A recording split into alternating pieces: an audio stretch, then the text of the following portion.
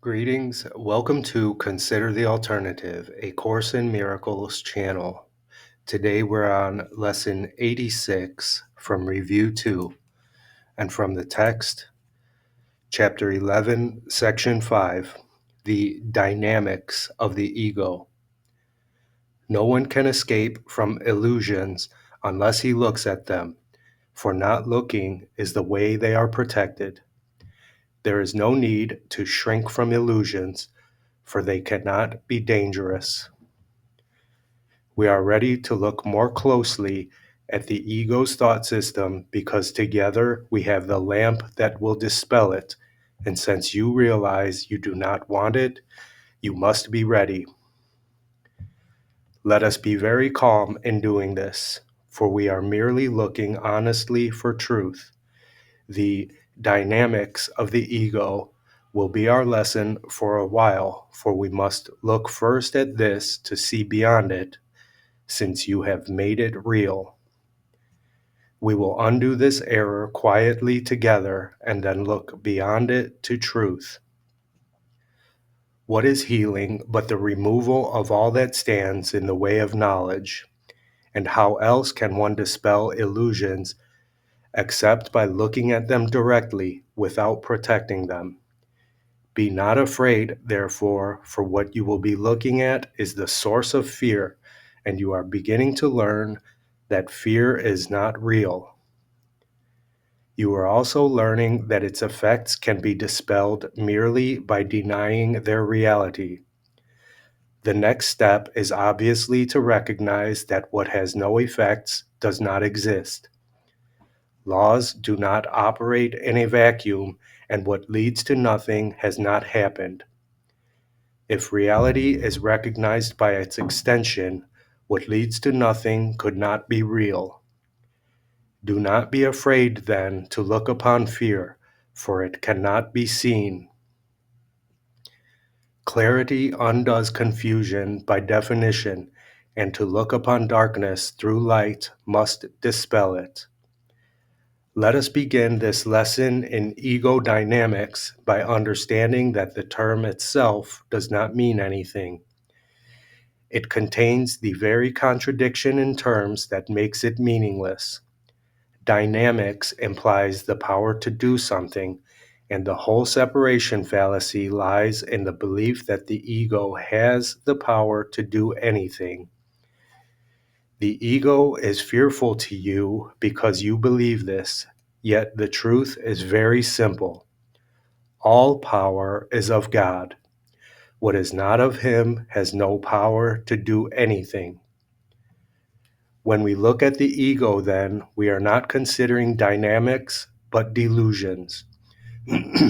You can surely regard a delusional system without fear, for it cannot have any effects if its source is not real.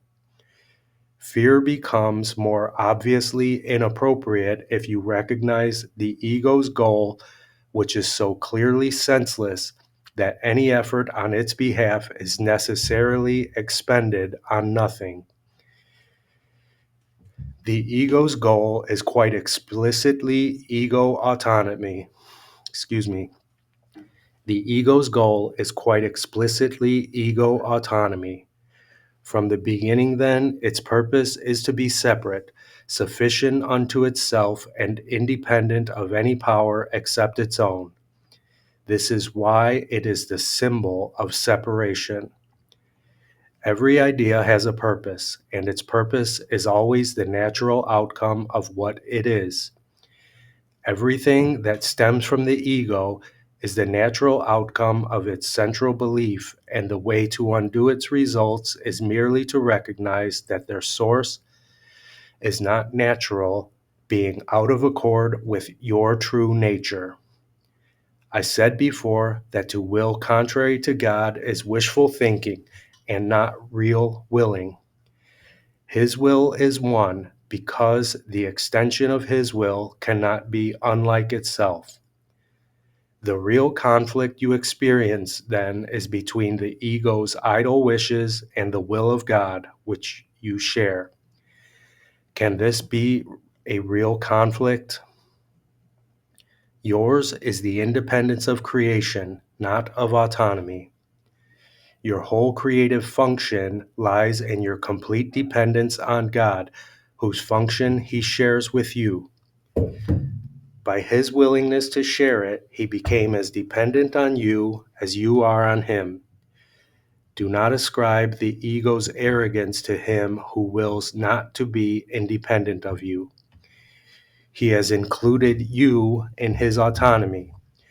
Can you believe that autonomy is meaningful apart from Him? The belief in ego autonomy is costing you the knowledge of your dependence on God, in which your freedom lies. The ego sees all dependency as threatening and has twisted even your longing for God into a means of establishing itself. But do not be deceived by its interpretation of your conflict. The ego always attacks on behalf of separation. Believing it has the power to do this, it does nothing else because its goal of autonomy is nothing else. The ego is totally confused about reality, but it does not lose sight of its goal. It is much more vigilant than you are because it is perfectly certain of its purpose. You are confused because you do not recognize yours. You must recognize that the last thing the ego wishes you to realize is that you are afraid of it. For if the ego could give rise to fear, it would diminish your independence and weaken your power. Yet its one claim to your allegiance is that it can give you power, that it can give power to you.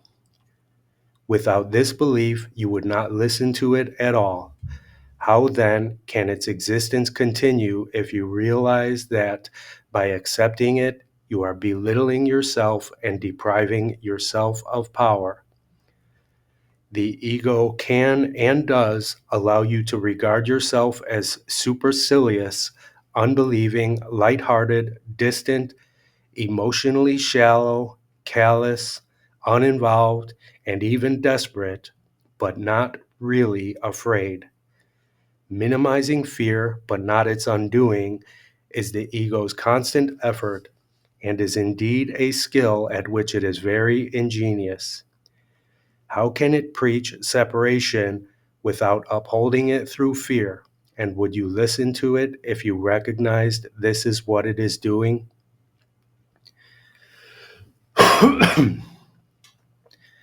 Your recognition that whatever seems to separate you from God is only fear, regardless of the form it takes and quite apart from how the ego wants you to experience it, is therefore the basic ego threat. Its dream of autonomy is shaken to its foundation by this awareness. For though you may countenance a false idea of independence, you will not accept the cost of fear if you recognize it. Yet this is the cost, and the ego cannot minimize it. If you overlook love, you are overlooking yourself, and you must fear unreality because you have denied yourself. By believing that you have successfully attacked truth, you are believing that attack has power. Very simply, then, you have become afraid of yourself, and no one wants to find what he believes would destroy him. If the ego's goal of autonomy could be accomplished, God's purpose could be defeated, and this is impossible. Only by learning what fear is can you finally learn to distinguish the possible from the impossible and the false from the true. According to the ego's teaching, its goal can be accomplished and God's purpose cannot. According to the Holy Spirit's teaching, only God's purpose can be accomplished, and it is accomplished already. God is as dependent on you as you are on Him, because His autonomy encompasses yours and is therefore incomplete without it. You can only establish your autonomy by identifying with Him and fulfilling your function as it exists in truth. The ego believes that to accomplish its goal is happiness, but it is given you to know that God's function is yours and happiness cannot be found apart from your joint will. Recognize only that the ego's goal, which you have pursued so diligently, has merely brought you fear, and it becomes difficult to maintain that fear is happiness. Upheld by fear, this is what the ego would have you believe. Yet God's Son is not insane and cannot believe it.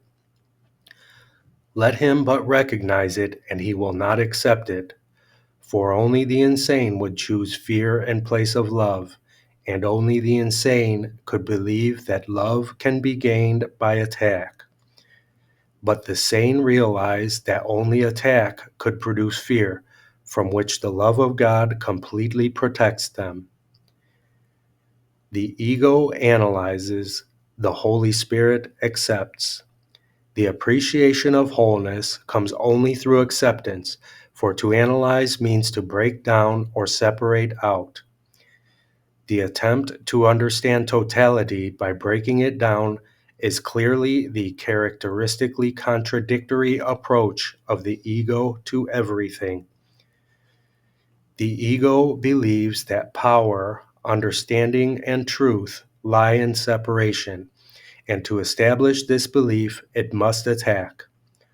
Unaware that the belief cannot be established, and obsessed with the conviction that separation is salvation, the ego attacks everything it perceives by breaking it into small, disconnected parts without meaningful relationships and therefore without meaning. The ego will always substitute chaos for meaning, for if separation is salvation, harmony is threat. The ego's interpretations of the laws of perception are, and would have to be, the exact opposite of the Holy Spirit's. The ego focuses on error and overlooks truth. It makes real every mistake it perceives, and with characteristically circular reasoning, concludes that because of the mistake, consistent truth must be meaningless. The next step, then, is obvious. If consistent truth is meaningless, inconsistency must be true. Holding error clearly in mind and protecting what it has made real, the ego proceeds to the next step in its thought system. Error is real and truth is error. The ego makes no attempt to understand this, and it is clearly not understandable, but the ego does make every attempt to demonstrate it, and this it does constantly. Analyzing to attack, meaning the ego succeeds in overlooking it and is left with a series of fragmented perceptions which it unifies on behalf of itself. This then becomes the universe it perceives, and it is this universe which in turn becomes its demonstration of its own reality. Do not underestimate the appeal of the ego's demonstrations to those who would listen. Selective perception chooses its witnesses carefully, and its witnesses are consistent. The case for insanity is strong to the insane, for reasoning ends at its beginning, and no thought system transcends its source. Yet, reasoning without meaning cannot demonstrate anything, and those who are convinced by it must be deluded. Can the ego teach truly when it overlooks truth? Can it perceive what it has denied? Its witnesses do attest to its denial, but hardly to what it has denied.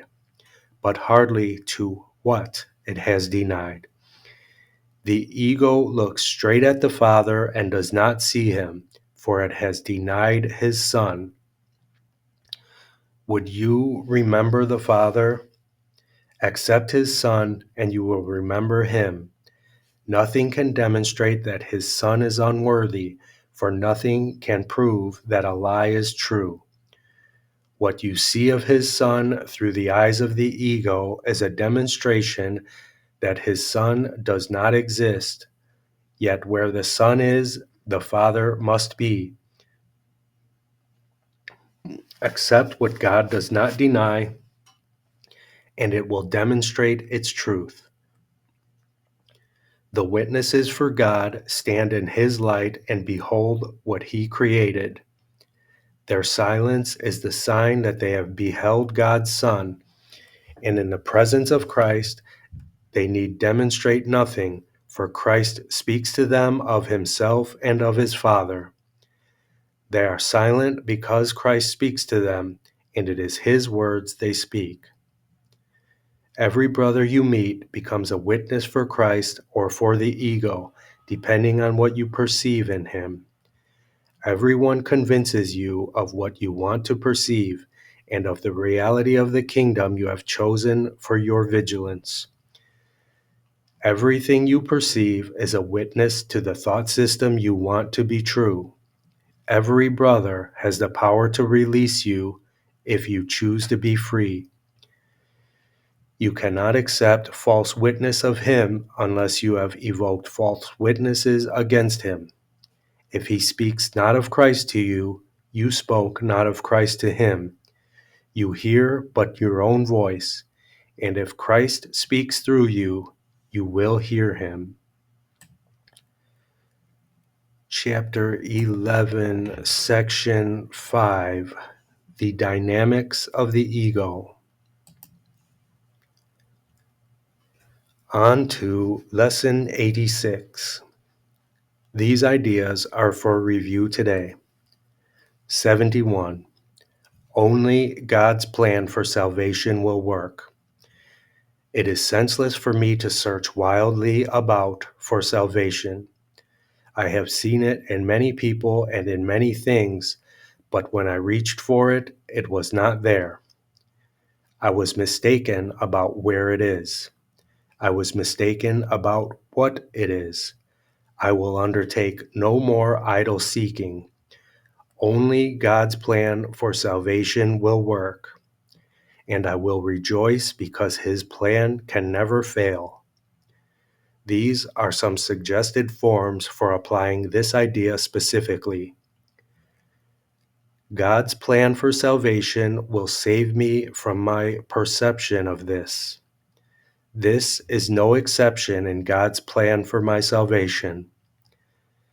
Let me perceive this only in the light of God's plan for salvation. 72. Holding grievances is an attack on God's plan for salvation. Holding grievances is an attempt to prove that God's plan for salvation will not work, yet only his plan will work. By holding grievances, I am therefore excluding my only hope of salvation from my awareness. I would no longer defeat my own best interests in this insane way. I would accept God's plan for salvation and be happy. Specific applications for this idea might be in these forms. I am choosing between misperception and salvation as I look on this. If I see grounds for grievances in this, I will not see the grounds for my salvation. This calls for salvation, not attack.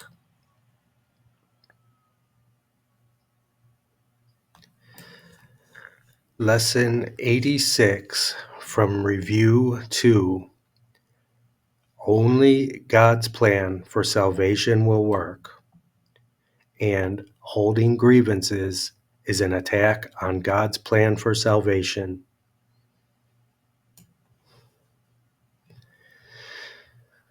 Please refer to the introduction page from Review 2 if you have to brush up on the instructions, or if you want to, of course. I love you. I'll see you tomorrow.